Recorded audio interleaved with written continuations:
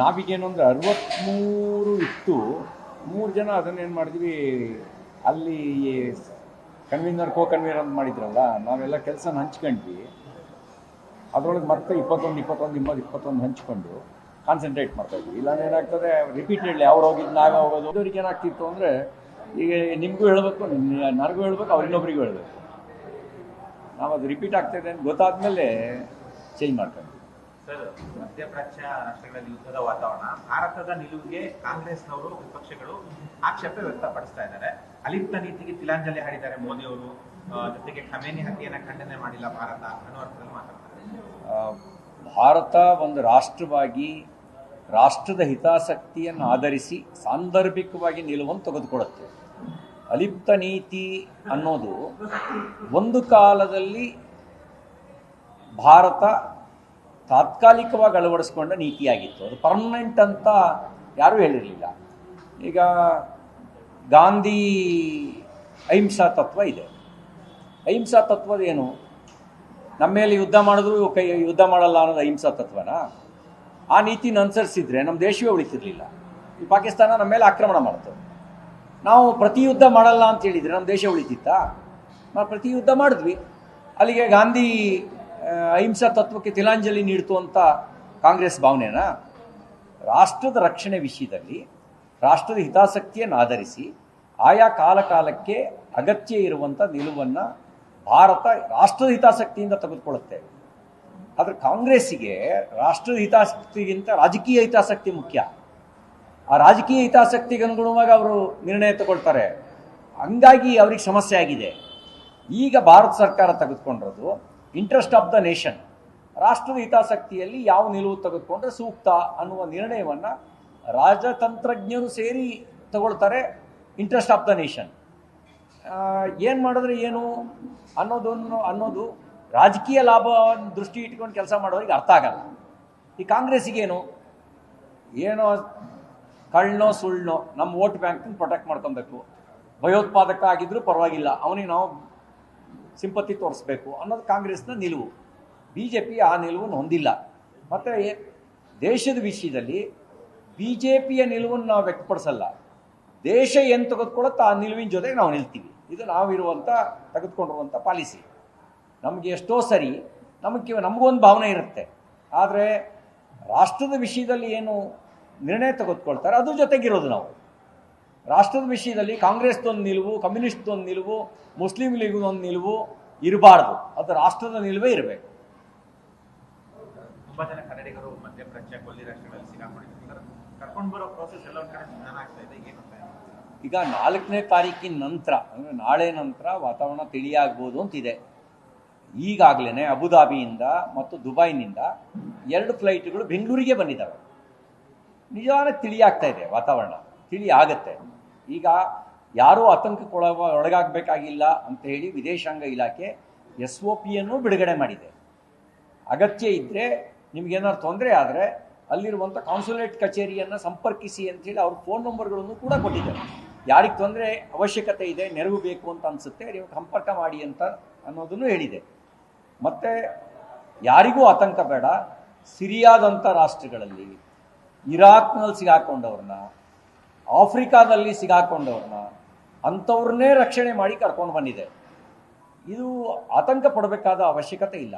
ಎಷ್ಟೋ ರಾಷ್ಟ್ರಗಳಲ್ಲಿ ಆ ರಾಷ್ಟ್ರದ ಮೂಲ ನಿವಾಸಿಗಳಿಗಿಂತ ಹೆಚ್ಚಿನ ಸಂಖ್ಯೆಯಲ್ಲಿ ಭಾರತೀಯರಿದ್ದಾರೆ. ಬಹರೇನ್ನಲ್ಲಿ ಅಲ್ಲಿಯ ಮೂಲ ನಿವಾಸಿಗಳಿಗಿಂತ ಭಾರತೀಯರೇ ಜಾಸ್ತಿ ಇದ್ದಾರೆ. ಅಬುದಾಬಿನಲ್ಲಿ ದೊಡ್ಡ ಸಂಖ್ಯೆಯಲ್ಲಿ ಭಾರತೀಯರಿದ್ದಾರೆ. ದುಬೈನಲ್ಲಿ ದೊಡ್ಡ ಸಂಖ್ಯೆಯಲ್ಲಿ ಭಾರತೀಯರಿದ್ದಾರೆ. ಸೌದಿ ಅರೇಬಿಯಾದಲ್ಲಿ ಹತ್ತತ್ರ 30 ಲಕ್ಷ ಜನ ಭಾರತೀಯರಿದ್ದಾರೆ. ಹಾಗಾಗಿ ಆತಂಕ ಬೇಡ, ನಿರಾತಂಕವಾಗಿರಿ. ಏನಾದ್ರು ಸಮಸ್ಯೆ ಆದರೆ ನೀವು ಅಲ್ಲಿ ಹತ್ತಿರದಲ್ಲಿರ್ತಕ್ಕಂಥ ಕಾನ್ಸುಲೇಟ್ ಕಚೇರಿಯನ್ನು ಸಂಪರ್ಕ ಮಾಡಿ ಅನ್ನುವಂಥ ನಂಬರನ್ನು ಕೊಟ್ಟಿದೆ, ಟೋಲ್ ಫ್ರೀ ನಂಬರನ್ನು ಕೊಟ್ಟಿದೆ. ಹಾಗಾಗಿ ಆತಂಕಕ್ಕೆ ಒಳಗಾಗಬೇಕಾದ ಅವಶ್ಯಕತೆ ಇಲ್ಲ. ಭಾರತ ಸರ್ಕಾರ ಯುದ್ಧ ಮಧ್ಯದಲ್ಲೇ ಸುರಕ್ಷಿತವಾಗಿ ಕರ್ಕೊಂಡು ಬಂದಂಥ ಸರ್ಕಾರ, ಚಿಂತೆ ಬೇಡ ನಿಮಗೆ. ಆಫ್ಘಾನಿಸ್ತಾನದಲ್ಲಿ ಭಾರತ ಸರ್ಕಾರ ಸುರಕ್ಷಿತವಾಗಿ ಕರ್ಕೊಂಡು ಬಂತು, ಕೈಚೆಯಲ್ಲಿ ಕೂರಲಿಲ್ಲ.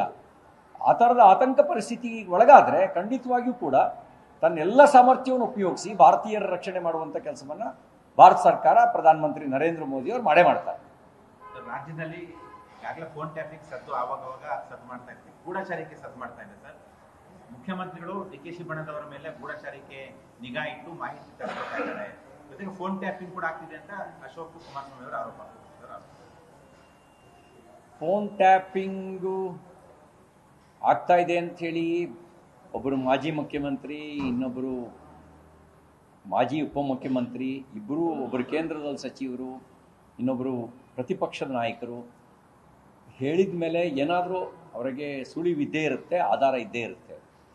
ಮತ್ತು ಇನ್ನೊಂದು ಮಾತನ್ನು ನಾನು ಗಮನಿಸಿದೆ, ಮಾನ್ಯ ಕುಮಾರಸ್ವಾಮಿಯವರು ಹಿಂದೆಯೂ ಆಗ್ತಿತ್ತು, ಈಗಲೂ ಆಗ್ತಾ ಇದೆ, ಸತ್ಯ ಅಂತಕ್ಕಂಥ ಮಾತನ್ನು ಅವ್ರು ಹೇಳಿದ್ದಾರೆ. ನಾನು ಮುಖ್ಯಮಂತ್ರಿಗಳಿಗೆ ಕೇಳಲಿಕ್ಕೆ ಬಯಸೋದೇನು ಅಂದರೆ, ನೀವು ನಿಮ್ಮ ಶಾಸಕರ ಫೋನ್ ಟ್ಯಾಪಿಂಗ್ ಮಾಡೋದ್ರಿಂದ ಅವರ ಯೋಜನೆಗಳೇನು ಅಂತ ನೀವು ತಿಳ್ಕೊಳ್ಬೋದು. ನೀವು ಸರ್ಕಾರ ಉಳಿಸ್ಕೊಳ್ಳೋಕ್ಕೆ ಅಥವಾ ನಿಮ್ಮ ಕುರ್ಚಿ ಉಳಿಸ್ಕೊಳ್ಳೋಕೆ ಅದು ಅನಿವಾರ್ಯನೂ ಇರ್ಬೋದು. ಆದರೆ ಇನ್ನೂ ಒಂದು ಹೆಜ್ಜೆ ಮುಂದೆ ಹೋಗಿ ಜನರ ಮನೋಭಾವನೆ ಏನಿದೆ ಅಂತ ತಿಳ್ಕೊಳ್ಳೋಕೆ ಏನು ಪ್ರಯತ್ನ ಮಾಡ್ತಿದ್ರಿ? ಕಾಂಗ್ರೆಸ್ ಉಳಿಸ್ಕೋಬೇಕು ಅಂದರೆ ಜನ ನಿಮ್ಮ ಸರ್ಕಾರದ ಬಗ್ಗೆ ಏನು ಮಾತಾಡ್ತಿದ್ದಾರೆ ಅಂತ ತಿಳ್ಕೊಬೇಕು ನೀವು. ಜನ ಈಗಾಗಲೇ ಈ ಸರ್ಕಾರಕ್ಕೆ ಹಿಡಿಶಾಪ ಹಾಕ್ತಾ ಇದ್ದಾರೆ. ಸಾರ್ವಜನಿಕ ರೂಪದಲ್ಲೇ ವ್ಯಕ್ತ ಆಗುತ್ತೆ ಅದು ಅವ್ರು ಹೇಳ್ತಿರೋದು. ಬೆಲೆ ಏರಿಕೆ ನೀತಿಯಿಂದ ಬೇಸತ್ತಿದ್ದಾರೆ, ಭ್ರಷ್ಟಾಚಾರದಿಂದ ರೋಸಿ ಹೋಗಿದ್ದಾರೆ, ಅಭಿವೃದ್ಧಿ ಕೆಲಸ ಆಗದೇ ಇರೋದ್ರಿಂದಾಗಿ ಅವರು ಈ ಸರ್ಕಾರವನ್ನು ಯಾಕಪ್ಪ ತಂದ್ವಿ ಅಂತೇಳಿ ಹೇಳ್ತಾ ಇದ್ದಾರೆ. ಇದನ್ನು ತಿಳ್ಕೊಳ್ಳೋಕ್ಕೆ ನಿಮ್ಗೆ ಫೋನ್ ಟ್ಯಾಪಿಂಗ್ ಅವಶ್ಯಕತೆ ಇಲ್ಲ. ಸ್ವಲ್ಪ ಕಿವಿ ಅಗಲ ಇಟ್ಕೊಂಡು ಕೇಳಿದ್ರೆ ಸಾಕು. ನಿಮ್ಮ ಕಾಂಗ್ರೆಸ್ ಉಳಿಸ್ಕೊಳ್ಳೋಕ್ಕೆ ನಿಮ್ಗೆ ಅದು ಅನಿವಾರ್ಯ ಇದೆ. ಅದನ್ನು ಮಾಡದೇ ಇದ್ದರೆ ನಿಮ್ಮ ಕಾಂಗ್ರೆಸ್ನೇ ಉಳಿಸ್ಕೊಳ್ಳೋಕ್ಕಾಗಲ್ಲ. ನಿಮ್ಮ ಸರ್ಕಾರನ, ನಿಮ್ಮ ಕುರ್ಚಿಯನ್ನು ಕೆಲವು ಕಾಲ ಉಳಿಸ್ಕೊಳ್ಬೋದು. ಕೆಲವರಿಗೆ ಅಧಿಕಾರದ ಆಸೆ ತೋರಿಸಿ, ಕೆಲವರಿಗೆ ಹಣದ ಆಸೆ ತೋರಿಸಿ, ಕೆಲವ್ರನ್ನ ಬ್ಲಾಕ್ ಮೇಲ್ ಮಾಡಿ ನಿಮ್ಮ ಕುರ್ಚಿಯನ್ನು ಉಳಿಸ್ಕೋಬೋದು. ಕಾಂಗ್ರೆಸ್ನಂಗೆ ಉಳಿಸ್ಕೊಳ್ತೀರಿ. 2 ವರ್ಷ ಆದಮೇಲೆ ಮತ್ತೆ ಚುನಾವಣೆ ಬರುತ್ತಲ್ಲ, ಆ ಸಂದರ್ಭದಲ್ಲಿ ಕಾಂಗ್ರೆಸ್ಸಿಗೆ ಜನ ವೋಟ್ ಹಾಕುವ ಸ್ಥಿತಿಯಲ್ಲಿ ಇಲ್ಲ. ಹಳ್ಳಿಗಳಲ್ಲಿ 3 ಗಂಟೆನೂ ಕೆಲವು ಭಾಗಗಳಲ್ಲಿ ಕರೆಂಟ್ ಇಲ್ಲ. ಈಗಾಗಲೇ ಫೆಬ್ರವರಿ ತಿಂಗಳಲ್ಲಿ ಇದ್ದೀವಿ, ಈಗಲೇ ಕುಡಿಯೋ ನೀರಿನ ಸಮಸ್ಯೆ ಇದೆ. ಇನ್ನೂ 4 ತಿಂಗಳು ಜನ ಮಳೆಗಾಲದವರೆಗೂ ಕೂಡ ಜೀವ ಹಿಡ್ಕೊಂಡು ಬದುಕಬೇಕಲ್ಲ. ಕುಡಿಯೋ ನೀರಿಗೆ ಏನು ಮಾಡ್ತೀರಿ? ನಿಮ್ಮ ಆದ್ಯತೆ ಏನು? ನೀವು ಕುಡಿಯೋ ನೀರನ್ನು ಕೊಡೋದಕ್ಕೆ ನಿಮ್ಮ ಸರ್ಕಾರ ಯಾವ ಕ್ರಮವನ್ನು ತಗೊಂಡಿದೆ? ಇದ್ರ ಕಡೆ ನಿಮ್ಮ ಕಾಳಜಿನೇ ಇಲ್ವಲ್ಲ, ಕನಿಷ್ಠ ಕಾಳಜಿನೂ ಇಲ್ವಲ್ಲ. ನೀರಿನ ಸಮಸ್ಯೆ ಬರ್ಬೋದಾಗಿರುವ ಗ್ರಾಮಗಳು ಎಷ್ಟಿದ್ದಾವೆ, ಅಲ್ಲಿಗೆ ಪರ್ಯಾಯ ವ್ಯವಸ್ಥೆ ಏನು ಮಾಡ್ಬೋದು, ಇದ್ರ ಬಗ್ಗೆ ಏನಾದ್ರು ನಿಮ್ಗೆ ಒಂದು ಕಿಂಚಿತ್ ಕಾಳಜಿ ಇದೆಯಾ? 1% ನಿಮಗೆ ಕಾಳಜಿ ಇಲ್ಲ. ಹಾಗಿದ್ದಾಗ ನಿಮಗೆ ಜನರ ಪಲ್ಸನ್ನು ತಿಳ್ಕೋಬೇಕು ಅಂತ ಹೇಳಿದ್ರೆ, ಹಿಂದೆ ರಾಜಮಹಾರಾಜರು ಮಾರುವೇಷದಲ್ಲಿ ಹೋಗೋರಂತೆ. ನಿಮ್ಗೆ ಅಷ್ಟು ಮಾರುವೇಷದಲ್ಲಿ ಹೋಗ್ತಿರೋ ಬಿಡ್ತಿರೋ, ಸ್ವಲ್ಪ ಕಿವಿ ಆಗಲ್ಲ ಇಟ್ಟು ಕೇಳಿ, ನಿಮಗೆ ಗೊತ್ತಾಗುತ್ತೆ ಏನು ಅಂತೇಳಿ. ಪಕ್ಷದವರ ಮೇಲೆನೆ ಗೂಢಚಾರಿಕೆ ಮಾಡೋದು ಎಷ್ಟು ಸೂಕ್ತ ಅನ್ನೋದು ಪ್ರಶ್ನೆ ಒಂದಿದೆ. ಕಾಂಗ್ರೆಸ್ನಲ್ಲೂ ಸಂಚಲನವನ್ನು ಸೃಷ್ಟಿ ಮಾಡಿದೆ. ಯಾವಾಗ ತನ್ನ ಸಾಮರ್ಥ್ಯದ ಬಗ್ಗೆ ನಾಯಕನಾದವನು ಅಪನಂಬಿಕೆ ಬಂದ್ಬಿಡುತ್ತೋ ತನಗೆ ತಾನೇ, ಆಗ ಈ ಎಲ್ಲ ಕೆಲಸ ಮಾಡ್ತಾರೆ. ಬಹುಶಃ ಮಾನ್ಯ ಮುಖ್ಯಮಂತ್ರಿಗಳಿಗೆ ಇವತ್ತು ಶಾಸಕರು ನನ್ನ ಜೊತೆಗೆ ಇಲ್ಲ ಅನ್ನುವಂಥ ಅಪನಂಬಿಕೆ ಪ್ರಾರಂಭ ಆದಂತಿದೆ. ಅವ್ರಿಗೆ ನಂಬಿಕೆ ಇದ್ದಿದ್ರೆ, ನಾನು 136 ಕೋಟಿ ಕಾಂಗ್ರೆಸ್ ಶಾಸಕಾಂಗ ಪಕ್ಷದ ನಾಯಕನಾಗಿದ್ದೀನಿ, 136 ಕೋಟಿ ಜನರು ನನಗೆ ಶಾಸಕರು ಅಲ್ಲ, 136 ಶಾಸಕರು, ನಾನು ಕೋಟಿ ಅಂತ ಅಂದ್ಬಿಟ್ಟೆ, 136 ಶಾಸಕರು ನಮ್ಮ ಬೆಂಬಲಕ್ಕಿದ್ದಾರೆ ಅನ್ನೋ ವಿಶ್ವಾಸ ಇದ್ದರೆ ಅವು ಯಾವ ಗೂಢಚಾರಿಕೆಯನ್ನು ಮಾಡ್ತಿರ್ಲಿಲ್ಲ. ಅವರಿಗೆ ಅಪನಂಬಿಕೆ ಪ್ರಾರಂಭ ಆಗಿರೋದ್ರಿಂದ ಅವರು ಗೂಢಚಾರಿಕೆಯ ಮೊರೆ ಹೋಗಿರ್ಬೋದು. ಗೂಢಚಾರಿಕೆ ಮಾಡಿ ನೀವು ಕೆಲವು ಕಾಲ ಕುರ್ಚಿಲಿ ಉಳಿಬೋದು, ಆದರೆ ಜನರ ವಿಶ್ವಾಸವನ್ನು ಉಳಿಸ್ಕೊಳ್ಳೋಕ್ಕೆ ಸಾಧ್ಯ ಇಲ್ಲ. ನಿಮ್ಮ ಸರ್ಕಾರ ಈಗಾಗಲೇ ಜನರ ವಿಶ್ವಾಸವನ್ನು ಕಳ್ಕೊಂಡಿದೆ. ಕಾಂಟ್ರಾಕ್ಟರ್ಗಳು ಈಗ ಶುಕ್ರವಾರ ದಿನ ಅಂದರೆ ಬಜೆಟ್ ಆರಂಭಿಸುವ ದಿನದಿಂದಲೇ ಪ್ರತಿಭಟನೆ ಮಾಡ್ತಾ ಇದ್ವಿ. ನಮಗೆ ಬರಬೇಕಾದಂಥ ಬಾಕಿ 30 ಕೋಟಿ ಹಣ ಬರೋದಿಲ್ಲ ಅನ್ನೋದು. ಗುತ್ತಿಗೆದಾರರು ಮಾತ್ರ ಹೋರಾಟ ಮಾಡ್ತಿರೋದಲ್ಲ, ಅಂಗನವಾಡಿ ಶಿಕ್ಷಕಿಯರು ಹೋರಾಟ ಮಾಡಿದ್ರು, ಅತಿಥಿ ಉಪನ್ಯಾಸಕರು ಹೋರಾಟ ಮಾಡಿದ್ರು. ಈಗ ಗುತ್ತಿಗೆದಾರರು ಎಚ್ಚರಿಕೆ ಕೊಟ್ಟು ಪತ್ರ ಬರೆದು ಈ ಸರ್ಕಾರದ ಬಗ್ಗೆ ಸಾರ್ವಜನಿಕ ರೂಪದಲ್ಲಿ ಹೇಳಿ, ಆಮೇಲೆ ಅವ್ರು ಹೇಳ್ತಾ ಇದ್ದಾರೆ ನಮ್ಮ 32,000 ಬಾಕಿಯನ್ನು ಯಾವಾಗ ಕೊಡ್ತೀರಿ ಹೇಳಿ ಅಂತ ಹೇಳಿ. ನಾನು ಆ ಗುತ್ತಿಗೆದಾರರ ಪರವಾಗಿ ಕೇಳಕ್ಕೆ ಬಯಸ್ತೇನೆ, ಮಾನ್ಯ ಮುಖ್ಯಮಂತ್ರಿಗಳೇ, ತಾವು ಅನುಭವಿ ಹಿರಿಯ ಸಚಿವರು, ಆರ್ಥಿಕ ತಜ್ಞರು, ನಿಮ್ಮ ಸಾಮರ್ಥ್ಯ ಎಲ್ಲೂ ಹೋಯ್ತು? ಗುತ್ತಿಗೆದಾರರಿಗೆ ಬಾಕಿ ಕೊಡೋಕ್ಕೂ ಆಗದೇ ಇರುವಂಥ ಅಸಹಾಯಕತೆ ನಿಮ್ಮ ಸರ್ಕಾರಕ್ಕೆ ಯಾಕೆ ಕಾಡ್ತಾ ಇದೆ? ಇಷ್ಟೆಲ್ಲ ಅಗತ್ಯ ವಸ್ತುಗಳ ಬೆಲೆ ಏರಿಕೆ ಮಾಡಿದ್ಮೇಲೂ ಕೂಡ ನಿಮ್ಮ ಬೊಕ್ಕಸನ್ನು ತುಂಬಿಸಕ್ಕೆ ಸಾಧ್ಯ ಆಗ್ತಿಲ್ವಾ?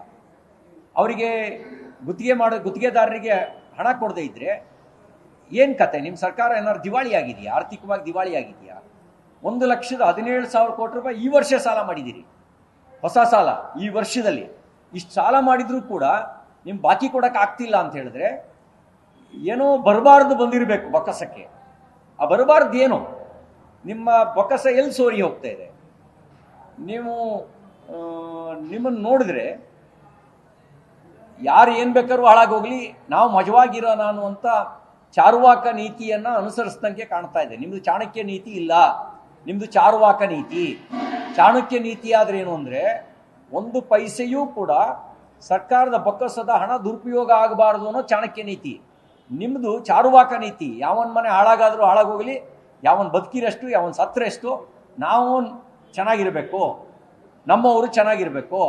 ಅದಕ್ಕಾಗಿ ನಿಗಮ ಮಂಡಳಿಯ ಅಧ್ಯಕ್ಷರುಗಳಿಗೆಲ್ಲ ಕ್ಯಾಬಿನೆಟ್ ಗ್ರೇಡು, ಕಾಂಗ್ರೆಸ್ ಕಾರ್ಯಕರ್ತರುಗಳಿಗೆಲ್ಲ ಗ್ಯಾರಂಟಿ ಯೋಜನೆ ನಿರ್ವಹಣೆ ಹೆಸರಿನಲ್ಲಿ ಅವರಿಗೆ TADA.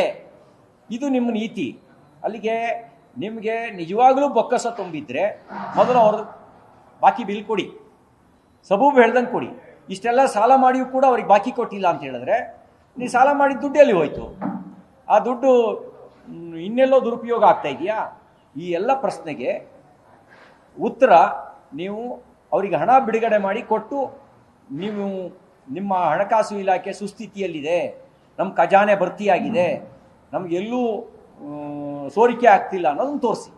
ಬಜೆಟ್ ನಿರೀಕ್ಷೆ ಇನ್ನೆರಡು ದಿನ ಬಾಕಿ ಇದೆ, 2 ದಿನ ಕಳೆದ್ರೆ ನಿರೀಕ್ಷೆ ಏನಾದ್ರು ಉಳಿದಿದೆಯಾ? ಇನ್ನೂ ನಮಗಂತೂ ಯಾವ ನಿರೀಕ್ಷೆನೂ ಉಳಿದಿಲ್ಲ. ಈ ಕಳೆದ 3 ವರ್ಷದ ಆಡಳಿತ ನೋಡಿದಾಗ ನಮಗೆ ಇವರಿಂದ ಏನೋ ಒಳ್ಳೇದು ಆಗುತ್ತೆ ಅನ್ನುವಂಥ ನಿರೀಕ್ಷೆ ಖಂಡಿತವಾಗಿಯೂ ನಮ್ಗೆ ಉಳಿದಿಲ್ಲ. ಗುಡಿಸಿ ಗುಂಡಾಂತರ ಮಾಡಿ ಹೋಗ್ತಾರೆ ಅನ್ನೋ ರೀತಿಯಲ್ಲೇ ಅವ್ರು ನಡ್ಕೋತಾ ಇದ್ದಾರೆ. ಹಾಗಾಗಿ ನಮಗೇನು ನಿರೀಕ್ಷೆ ಉಳಿದಿಲ್ಲ. ಈಗ ಅಮೇನಿ ಹತ್ಯೆ ಆಗಿದೆ, ದಕ್ಷಿಣದ ಅಮೇರಿಕ ಹೊಡೆದಿದೆ ಅನ್ನೋದು ನಾವು ಗೊತ್ತಿದೆ. ಆದರೆ ಅಲ್ಲಿ ಹತ್ಯೆ ಆಗಿದ್ದಕ್ಕೆ ಭಾರತದ ಪ್ರತಿಭಟನೆ ಆಗ್ತಾ ಇದೆಯಲ್ಲ, ಅದರ ಬಗ್ಗೆ ಅಭಿಪ್ರಾಯ ಏನು? ನಾನು ಒಂದು ಅಪಾಯಕಾರಿ ಸಂಗತಿ ಏನು ಅಂದರೆ, ಪತ್ರಕರ್ತರು ಕೆಲವರನ್ನು ಪ್ರಶ್ನೆ ಮಾಡಿದ್ರು, ನಿಮಗೆ ಸಂವಿಧಾನ ಮತ್ತು ಶರಿಯಾದಲ್ಲಿ ಯಾವುದನ್ನು ಆರಿಸ್ಕೊಳ್ತೀವಿ ಅಂತ. ಕೆಲವರು ಉತ್ತರಿಸಿದ್ದಾರೆ, ನಾವು ಶರಿಯಾವನ್ನೇ ಆರಿಸ್ಕೊಳ್ತೀವಿ ಅಂತ. ಇದು ಭಾಳ ಅಪಾಯಕಾರಿ. ಭಾರತ ಖಮೇನಿ ಹತ್ಯೆ ಯಾಕಾಯಿತು ಏನಾಯಿತು ಅನ್ನೋದ್ರ ವಿಶ್ಲೇಷಣೆಗೆ ನಾನು ಹೋಗಲ್ಲ. ಆದರೆ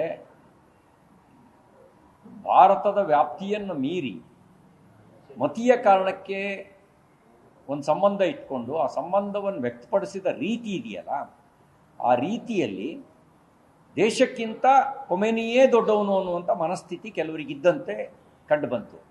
ನಾನು ಅವರಿಗೆ ಹೇಳಕ್ಕೆ ಬಯಸ್ತೇನೆ, ದೇಶಕ್ಕಿಂತ ಖೊಮೇನಿ ದೊಡ್ಡವನಲ್ಲ. ನೀವು ದೇಶಕ್ಕಿಂತ ಖೊಮೇನಿ ದೊಡ್ಡವನು ಅಂತ ಭಾವಿಸಿರೋದೇ ನಿಮ್ಮ ದೌರ್ಬಲ್ಯ. ಮತ್ತು ನೀವೆಲ್ಲರೂ ಸಂವಿಧಾನದ ಅಡಿಯಲ್ಲಿ ನಿಮ್ಗೆ ಅಧಿಕಾರ ಸಿಕ್ಕಿದೆ, ನಿಮ್ಗೆ ಹಕ್ಕು ಸಿಕ್ಕಿದೆ.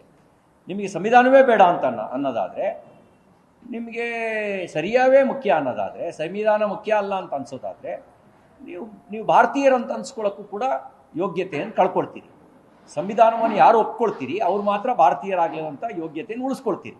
ಸಂವಿಧಾನ ಒಪ್ಕೊಳ್ಳದೇ ಇದ್ದವರು ನೀವು ಭಾರತೀಯರಾಗುವಂಥ ಯೋಗ್ಯತೆಯನ್ನೇ ನೀವು ಉಳಿಸ್ಕೊಳ್ಳೋಕೆ ಸಾಧ್ಯ ಇಲ್ಲ. ಇನ್ನೊಬ್ಬರು ಮುಸ್ಲಿಂ ಮಹಿಳೆ ಹೇಳ್ತಾ ಇದ್ರು, ನೀವು ಎಲ್ಲಿದ್ದಲ್ಲಿ ಹೊಡಿತೀರಿ, ನಾವು 3 ಮಕ್ಕಳನ್ನ ಕೂಡ ಮುಂಕಡವ ಗಾಂಧಾರಿಗೂ 101 ಜನ ಮಕ್ಕಳಿದ್ದು.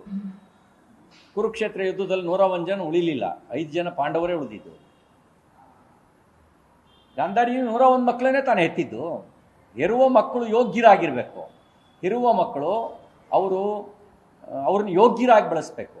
ಯೋಗ್ಯರಾಗಿ ಬೆಳೆಸ್ದಲೇ ದುರ್ಯೋಧನ ದುಶ್ಯಾಸನರಾಗಿ ಬೆಳೆಸಿದರೆ ಕೆಲವು ಕಾಲ ಅವರು ಮೆರಿಬಹುದು, ಆಮೇಲೆ ಏನಾಗ್ತಾರೆ, ನಾಶವಾಗ್ತಾರೆ. ಅದಕ್ಕೆ ನೀವು ಅವ್ರನ್ನ ಯೋಗ್ಯ ಮಕ್ಕಳನ್ನಾಗಿ ಬೆಳೆಸಿ. ಅವ್ರನ್ನ ಭಯೋತ್ಪಾದಕರನ್ನಾಗಿ ಬೆಳೆಸಿದರೆ ಅವರು ನಾಶವಾಗ್ತಾರೆ, ನಿಮ್ಮನ್ನು ನಾಶ ಮಾಡ್ತಾರೆ. ಅವ್ರನ್ನ ಯೋಗ್ಯರನ್ನಾಗಿ ಬೆಳೆಸಿದರೆ, ಅವ್ರನ್ನ ಅಬ್ದುಲ್ ಕಲಾಂ ಥರ ಬೆಳೆಸಿದರೆ, ಶಿಶುನಾಳ ಶರೀಫ್ ಥರ ಬೆಳೆಸಿದರೆ ಸತ್ ಮೇಲೂ ಬದುಕ್ತಾರೆ. ಇಲ್ಲದೇ ಇದ್ದರೆ ಅವರು ನಿಮ್ಮನ್ನು ನಾಶ ಮಾಡಿ ಅವರು ನಾಶವಾಗ್ತಾರೆ. ಹಾಗಾಗಿ 100 ಮಕ್ಕಳನ್ನ 100 ಮಕ್ಕಳನ್ನ ಯೋಗ್ಯರನ್ನಾಗಿ ಬೆಳೆಸಿ, ಅಥವಾ 3 ಮಕ್ಕಳನ್ನ ಹೆತ್ತು ಆ 3 ಮಕ್ಕಳನ್ನ ಜಗತ್ತು ಮೆಚ್ಚುವಂತೆ ಬೆಳೆಸಿ. ಆಗ ನೀವು ಆ 3 ಮಕ್ಕಳಲ್ಲೇ ಮಹಾತಾಯಿ ಅಂತ ಅನ್ಸ್ಕೊಳ್ತೀರಿ. ಇಲ್ಲ 100 ಮಕ್ಕಳನ್ನ ಹೆತ್ತರುವೆ ಅವು ವರ ಆಗೋದ್ರ ಬದಲಿಗೆ ಶಾಪ ಆದರೆ ಅವು ನಿಮಗೂ ಶಾಪ ಆಗ್ತಾರೆ, ನಿಮ್ಮನ್ನು ಕಣ್ಣೀರು ಹಾಕಿಸಿ ಅವು ನಾಶವಾಗಿ ಹೋಗ್ತವೆ.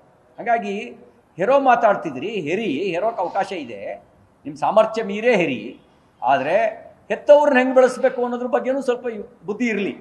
ಹೆತ್ತವ್ರನ್ನ ಭ್ರಷ್ಟರಾಗಿ ಭಯೋತ್ಪಾದಕರಾಗಿ ಬೆಳೆಸ್ದಲ್ಲೇ ಯೋಗ್ಯರನ್ನಾಗಿ ಬೆಳೆಸಿ. ಅದಕ್ಕೆ 5 ಮಕ್ಕಳಿದ್ರು ಮುತ್ತಿನಂತ ಪಾಂಡವ್ರ ಥರ 5 ಮಕ್ಕಳನ್ನ ಹೆರಿ, ಕೌರವ್ರ ಥರ 100 ಮಕ್ಕಳನ್ನ ಹೆತ್ತು ಆ 100 ಮಕ್ಕಳು ನಾಶವಾದರೆ ಎದೆ ಬಡ್ಕೋಬೇಕು, ಅಷ್ಟೇ ಬಿಟ್ಟರೆ ಬೇರೆ ಏನೂ ದಾರಿ ಇಲ್ಲ. ನ್ಯೂಸ್ ಫಸ್ಟ್ ನಿರ್ಭೀತಿಯಿಂದ ನಿಮ್ಮ ಪರವಾಗಿ.